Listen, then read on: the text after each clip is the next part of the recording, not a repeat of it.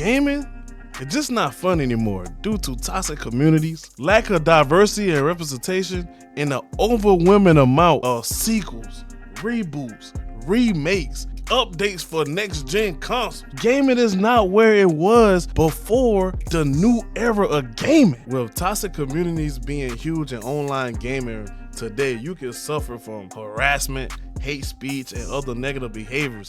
Yeah, I'm talking to you, you toxic waste of life. And it will create an unwelcoming environment for you to even enjoy a video game anymore. You can't even go on Fortnite and want to play a couple rounds of Fortnite and having a base skin without a kid sitting there screaming like, hey boy, you broke. Jay broke.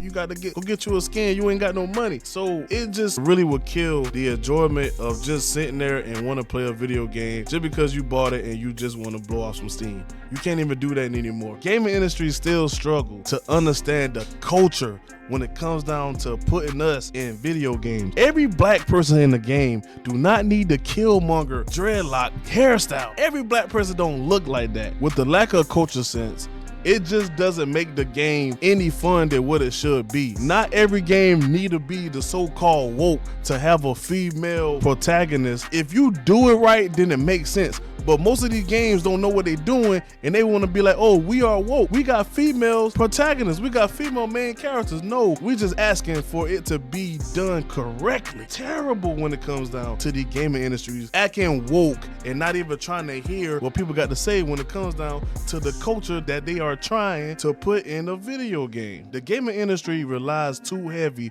on sequels, reboots, remakes, and just enhancement of old games that we already played. Guys, I don't know how many times that we got to play The Last of Us 2 and how many versions that we have to play. Back then, the gaming industry took risks. We had all types of games, and now it's just almost like a handful of games that you either gonna get a Battle Royale, you're gonna get Call of Duty every year, you're gonna get 2K, Madden every year, FIFA every year, but there's no innovative ideas is coming to the gaming industry. We had the game called Lawbreakers that tried to change the narrative on first-person shooters, but Lawbreakers didn't last that long, so you really can't say, hey, that was a great idea, but the community didn't held on to it for it to grow. Now we just suffering being in the gaming loop with different clones of old games, Call of Duty clones, Fortnite clones, all type of different games. It's just the same game with a different coat of paint on. It's just tiring seeing the same exact game dropping every single year and nothing new is coming out of this gaming industry. Don't get me wrong, it is a huge part when it comes down to the gaming industry alone, because the gaming industry has poor working conditions. They be facing long hours, tight deadlines, and just a high volume of stress lead these developers to burnout and other health issues. A ton of articles been released to where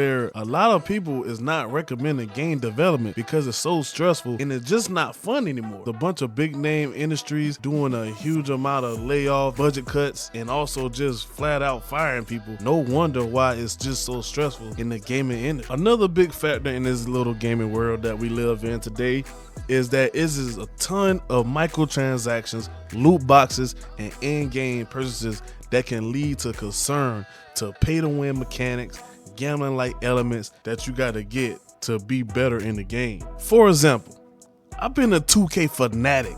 I've been an FC fanatic.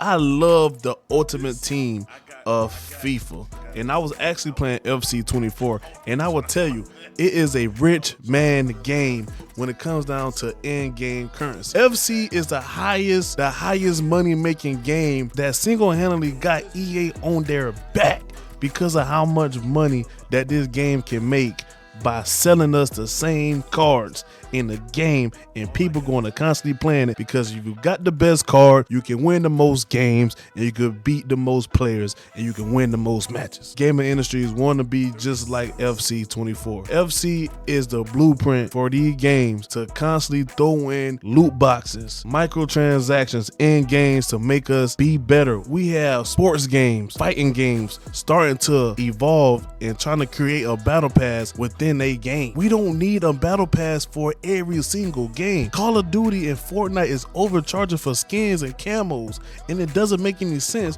why these things cost that much. You have Fortnite and Rockstar having subscriptions for camos, for shark points. You get like $1 million or something if you subscribe to Rockstar Plus. Like, guys, when games starting to have subscriptions, you have to get worried about that, because I don't know where this gaming industry is going to take us in the next couple of years. This is not fun. This is not gaming. Also, one key thing that's getting over the gaming industry is that the exclusive game releases on a specific platforms. It games that's only for Xbox. It games only for PS5. It games only for PC. We need to get to the point where you can get any game on any platform. And then them constantly doing this is still bad for a game. There's certain games I want to play on the Xbox, but I don't like the Xbox. There's certain games people like on PS5, but they don't like the PS5. And PC is expensive. So a lot of people do not have PC, and there's tons of games that we like to play on PC and we can't. Gaming is in shambles. We spending $70 on betas and demos, and gaming industries are just lazy at this point. We are being the ones funding this industry because they are basically doing live service games and filling it with microtransactions and also a whole ton of loot. I don't understand what gaming at in this world right now, and I wonder how y'all feel about the gaming industry. Is y'all guys still having fun with gaming, or are y'all at the point y'all about to go ahead and retire from gaming? Let me know down below. If y'all guys haven't watched this video yet, make sure y'all check this out and get your boys some more watch time. But I'll see y'all guys in the next one. Hey.